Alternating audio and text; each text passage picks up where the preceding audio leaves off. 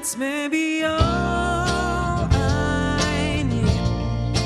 In darkness is all I see. Come and lay your bodies with me. Driving slow on Sunday morning. I never want to leave. Kembali di ngobrol bareng Gus Miftah Los Rarewel.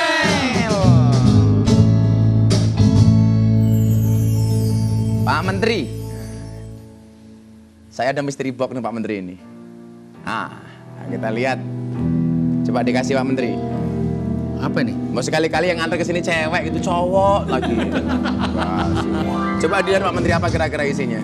Ini kejutan ini untuk. Oh ini.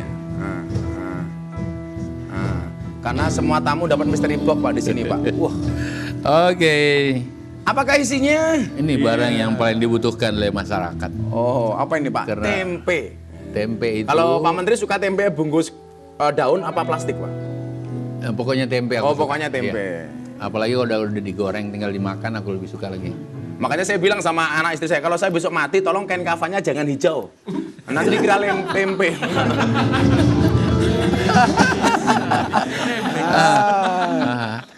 Pak Menteri, ini kan awal tahun 2021, kita lihat komoditas kedelai ini luar biasa ini Pak.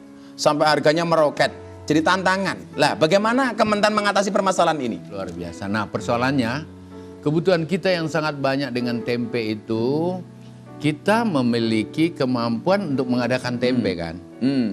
Tetapi harga tempe di Amerika, di Brasil, di Kanada jauh lebih murah dibandingkan kalau kita yang membuat tempe sendiri di Indonesia. Ada alasannya lah, jangan bantah dulu. Alasannya apa ini? Gitu. Saya nggak berani bantah ini Pak. Oleh karena itu Gus, pilihannya dua. Kita mau tempe yang harga murah, tetapi kita terpaksa impor. Atau tempe dengan buatan sendiri, tetapi harganya agak lebih mahal. Nah, itu pilihannya nggak ada, dua-duanya sama. Ya, kita tidak boleh membuat harga mahal sehingga rakyat kita tidak makan tempe karena terlalu mahal. Tapi kita tidak boleh mengandalkan impor saja kan. Ya. Kita tetap harus tanam, Menanam sendiri, walaupun harganya mahal. Ya, harganya mahal gini. Oleh karena itu tidak boleh dibuat petani tempe, penanam tempe head to head dengan petani tempe yang ada di Amerika. Karena ini persoalan harga. Persoalan harga. Dan itulah yang sementara ini kita lakukan keseimbangannya.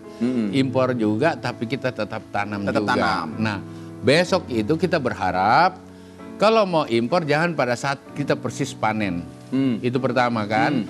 Yang kedua, yang importasi ini bisa dilakukan setelah rakyat sendiri menanam, dibeli panennya. Begini. Panennya dibeli. Ya. Oke. Persoalannya kalau harga yang kayak kemarin sebelum harga naik ini, tempe itu kalau kita menanam per hektarnya paling-paling untungnya 1 juta, 1,5 juta.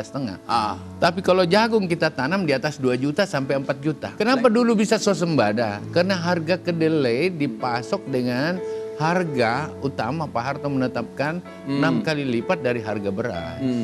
Nah itu. Oke. Nah ini persoalan di harga. Ya.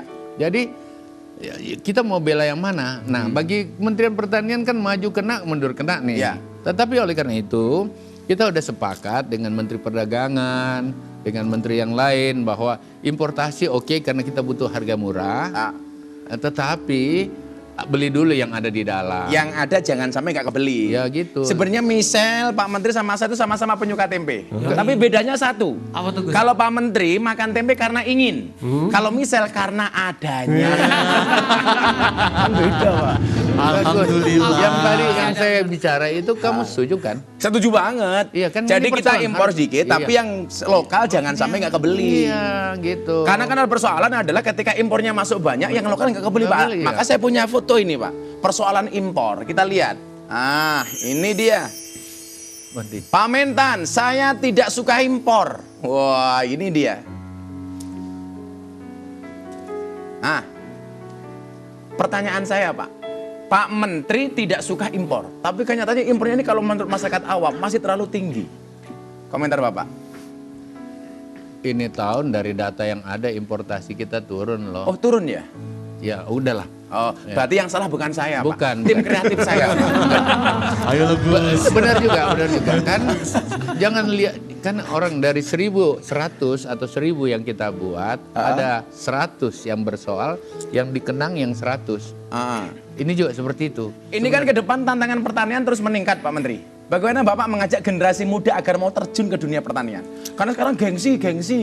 Enggak, pertanian itu tidak zamannya kita masih kecil. Beda Pak ya sudah ya? Ya, pertanian itu yang becek, yang penuh lumpur. Kesannya kumuh. Pertanian ke depan itu dengan menggunakan internet of things, pakai program. Iya, menyiram juga udah pakai ini, pakai HP. Pakai sprinkle gitu. Sprinkle. Terus Jadi pakai asik, Pak, ya? drone. Itulah. Bertani besok sangat penting untuk anak-anak milenial kita. Karena secara bertahap kita masuk pada industri 4.0. Ya. Kira-kira di bahasa seksinya itu bertani tidak lagi penuh lumpur seperti bapak kita. Tangan kita harus Kotor. menyentuh tanah Ya, dengan oke. kotor. Berpanas-panas matahari tanpa itu. Mungkin tidak seperti itu lagi. Ya, ini dibayangkan anak-anak ya. Jadi anak-anak muda ini pertanian besok akan semakin menyenangkan. Dan saya hormat sama petani Pak Menteri. Kenapa? Karena tani itu menurut saya adalah kepanjangannya tani. Tiang Agung Nagari Indonesia. Oh, Tiang Agung Pak. Makanya kalau nggak ada petani kita nggak bisa makan. Lah, apakah ada program khusus untuk anak muda? Termasuk para santri untuk bertani, Pak? Oh, ada. Kan saya punya santri banyak nih. Ada. Nah, Dalam 5 tahun ini kita akan ciptakan 2,5 juta petani milenial. petani milenial. Ya. Keren, Dan- petani milenial. Iya. Dan sekarang jalan. Bahkan ya selain membuat pelatihan-pelatihan vokasi dengan katakanlah bersekolah resmi, bersekolah lapangan, kasarnya seperti itu kita akan gelar itu. Yang kedua bahkan ada program magang ke beberapa negara. Sementara kerjasama ini main, ini tahun ada 1.000 yang kami magangkan keluar dengan harapan mereka akan membawa ilmu baru tentang etos bertani. Bukan cuma ilmunya, karena ilmu bertani kita udah bisa dapat di digital. Ini etosnya. Etosnya.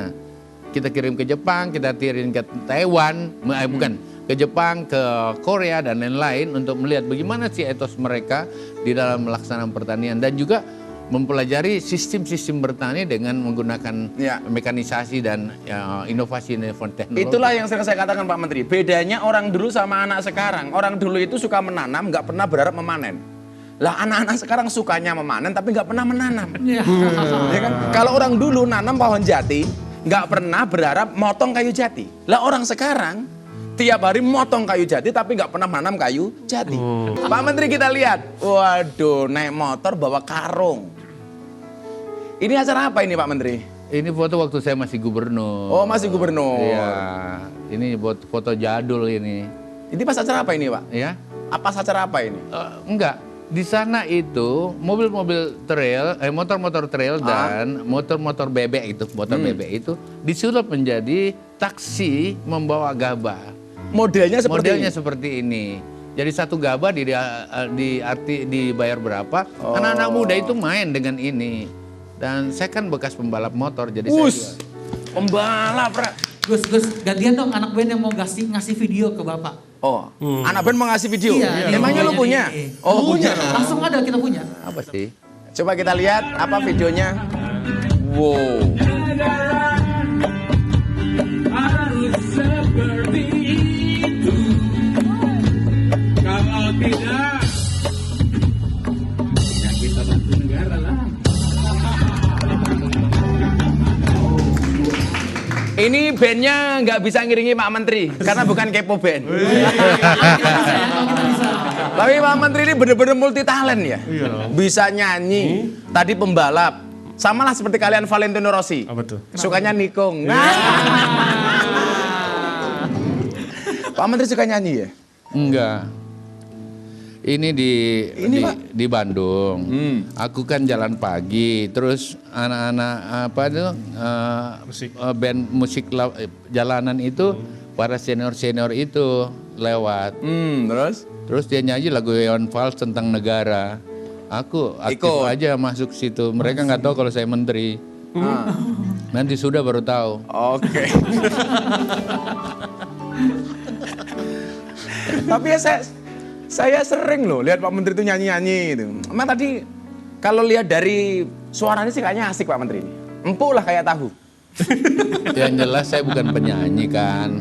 Jadi kalau nyanyi, yang penting nyanyi. Nah, yang penting nyanyi. Akulah yang tetap memeluk muara. Lagu lama yang